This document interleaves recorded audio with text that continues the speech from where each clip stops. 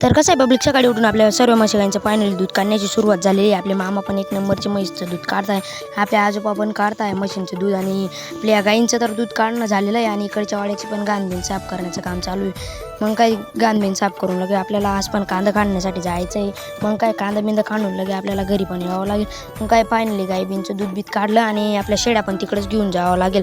मग काय शेळ्या बिड्यांना पशुहार पहिले देऊन दिला आणि शेळ्या पण फायनली आता शेताकडे सोडून मग आपल्याला अजून टब बीप घेऊन जायचं आहे. मग काय शेळ्या बिड्या फायनली सोडून बिडून दिल्या लगेच टब बीप घेऊन निघालो आहे बघा अशा प्रकारे.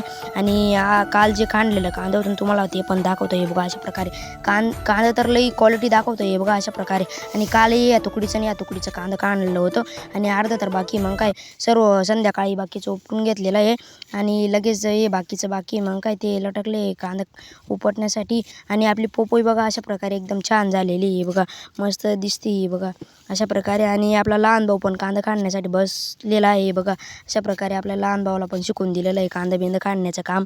मग काय तो कांदा बिंदा काढतोय आणि मला पण कांदा काढण्याचं काम जमतंय. मग काय मी पण ते काम करून घेतलेलं आहे. आणि व्हिडिओ आवडला असेल तर लाईक आणि सबस्क्राईब तर करा. मग चला मग बाय.